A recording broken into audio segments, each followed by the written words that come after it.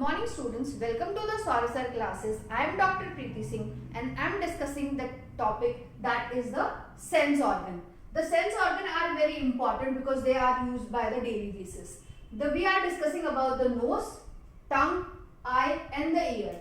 These two are the most important for the exam point of view. The first we are discussing about the nose. This nose is used for the smell. Then why it is used for the smell? Because nose contain some mucus containing receptors. The mucus containing receptor known as olfactory receptor. These are known as olfactory receptors. Or second is the olfactory bulb. These two things are present in the nose that help in the smell process or used for the smell. Second is the tongue. The tongue which is used for the taste. The tongue having the taste buds. So above these two, the nose having the olfactory receptor which is used for the smell, and the second is the tongue that having the gustatory receptor that help in the taste. But the eye and ear we are discussing with the diagram because both are important for the exam point of view. Now we are discussing the eye. The eye is used for the vision. Then we are discussing the diagram or just the detailed diagram of the eye. This is the diagram of the eye. In the diagram we are discussing about the layer of the eye. So this is the outer layer. This is the outer layer. This is known as sclera. This is the outer layer of the eye is sclera, and the second, or you can say this is the lens, and this is the ciliary body, and the ciliary body continue to the choroid. This is known as the second layer. This is the choroid. This is choroid. This is the second layer of the eye. The anterior portion of the choroid is known as, or you can say anterior portion of the choroid to form the ciliary body.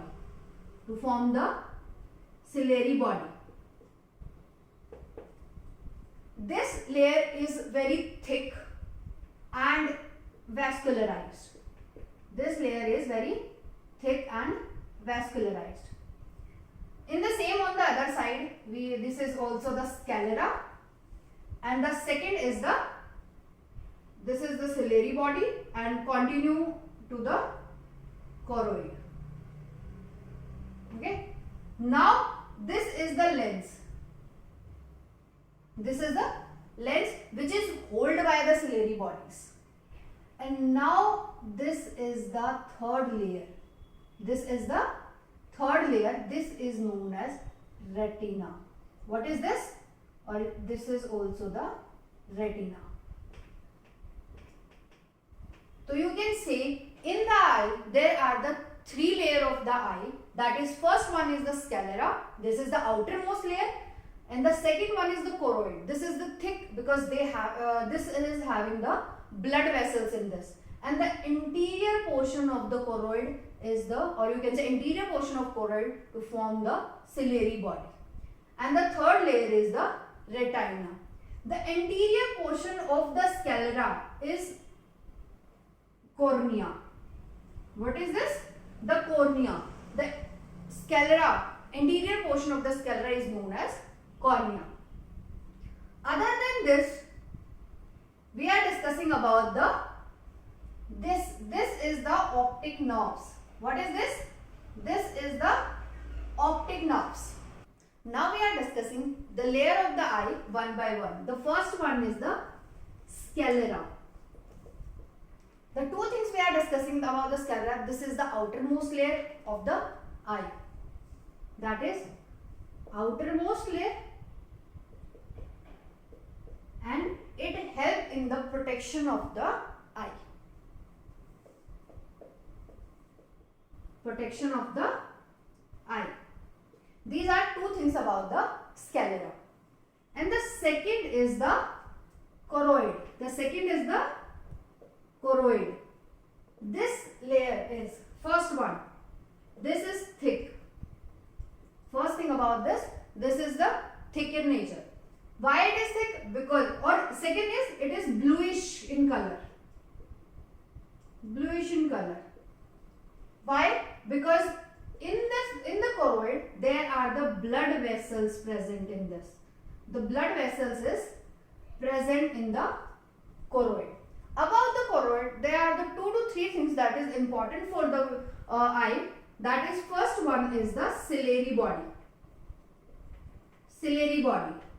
This is the ciliary body, and choroid, in the choroid, this is the most interior part that is known as ciliary body. So interior portion is known as ciliary body. Or you can say the interior portion of the ciliary body. The interior portion of the ciliary body is known as iris. What is this? The iris. The second term we are going to discuss, that is the iris, and this is the interior portion of the ciliary body. Why iris is important? The iris is the most visible portion of the eye. You can say, if you can visible, and this portion of the eye is iris. And the third is the pupil. The term is pupil.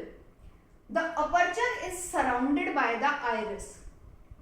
The aperture, this aperture is surrounded by the iris. This is known as pupil. The aperture surrounded by the iris. This is known as pupil. So this is about the sclera and the choroid. This is the most important point. Now we are discussing the detailed view about the retina and in the cells present in this retina. Now we are discussing about the third layer, that is the retina. Retina, first thing is about the retina, that is the innermost layer. This is the innermost layer. Why this is important? Because in the retina we are having the some neural cells is present.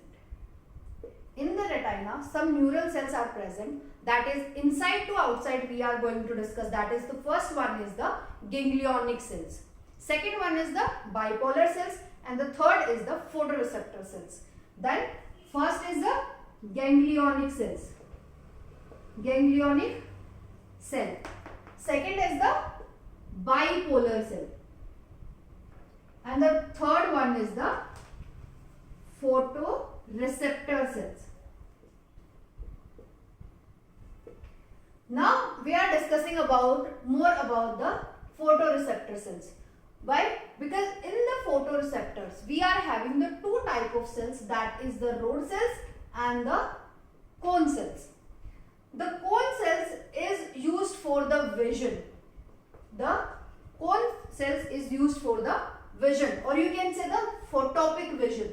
Photopic vision, that means that the vision in the daylight, or you can say that in the light. And the rod cells is also used for the vision, but in the dim light, or you can say the scotopic vision. This is known as scotopic vision. Cone cells also help in the vision or in the daylight. This is the photosensitive cells. And the next point, that is it is used, or you can say differentiate between the color, especially the green, blue and the red. These three colors are recognized by the cone cells. Now this is about the photoreceptor cells. And one more thing about the rod cells, that is in the rod cells, the one pigment, that is the rhodopsin. The one pigment, that is the rhodopsin, is present in the rod cells, which contain the vitamin A.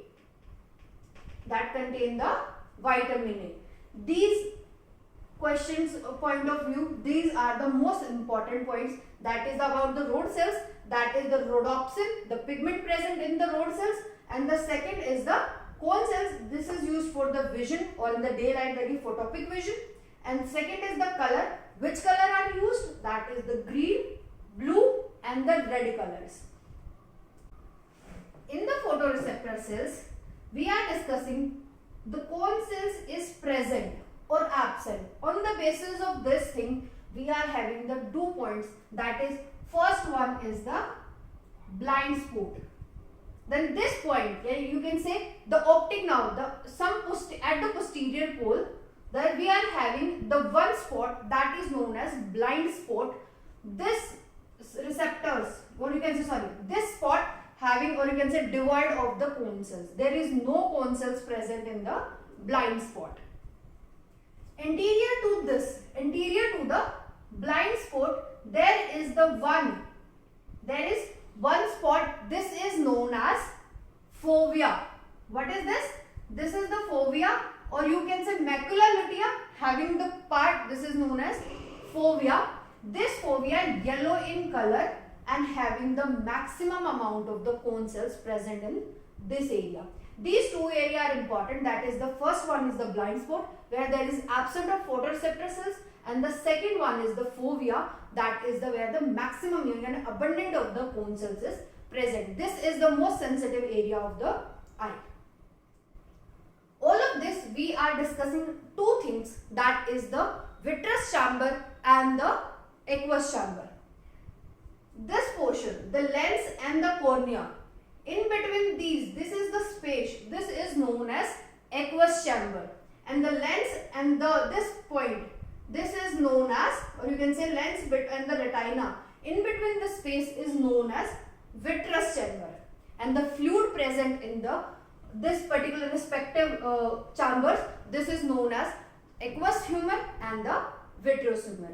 Now in the whole we are discussing about the mechanism of the vision, how the light is fall on the rod and cone cells and how we see the objects.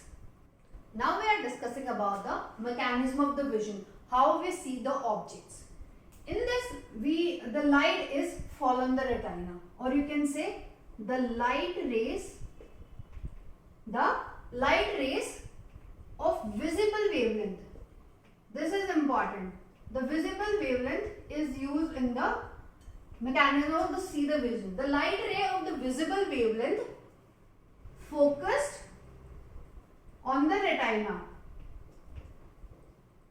In the retina, we are discussing about the one thing, that is the photoreceptor cells, the rod and the cone cells.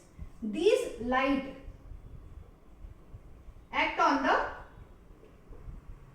photoreceptor cells. Photoreceptor cells. In the photoreceptor cells, we are having the rod and the cone cells. In the rod and cone cells, we are discussing about the one pigment, that is the rhodopsin. What is this? The rhodopsin. In the rhodopsin, we are discussing about in the rhodopsin, we are having the vitamin A compound, and that is when the light focus on the photoreceptor cells, or you can say the rhodopsin pigment. In this pigment, the rhodopsin convert into the two part, you can say dissociate into the two part, that is the rhodopsin, rod part, and the opsin part. These two things that help in the structural changes. This structure is changed and this structure is changed. That means it generates the permeability. It generates the electrical permeability. Or you can say the permeability of the membrane is changes. If the permeability of the membrane is changes, or you can say this whole system, or you can say the structure is changes, the permeability is changes, the signal sent to because we are already discussed that in the photoreceptor cell, these are the neural cells. The nerves are present in these cells. This sent to the signal to the photoreceptor cells. These photoreceptor cells send to the ganglionic. Send signal to the ganglionic cells through bipolar cells. These we are discussing about the inside to the outside. First, the light ray of visible wavelength focused on the retina. In the retina, we are having the photoreceptor cells. and this photoreceptor having the rod and cone cells and having this rhodopsin pigment. This rhodopsin pigment divided, or you can say dissociate into the different parts, and the opsin structures, or you can say the structure changes. This structure change in the permeability. The permeability changes, the signal sent to, or you can say generate the potential. This signal or this impulse sent to the ganglionic cells through the bipolar cells. These bipolar cells send signal to the optic nerve. We are discussing about the optic nerve. In the eye, we are having the optic nerve. This optic nerve sends signal to the brain. This sending to the brain. Brain visualize this object based on the previous memories. So we can see the object. First important thing about this is this pigment. This pigment is important. This, if the structure is changes, that means permeability is changes. Permeability changes, that means signal sent to the brain, and the brain recognize this particular object and we can see them. This is all about the eye. Now, if you have any query, you can ask me anytime. We are just one message away. Thank you so much.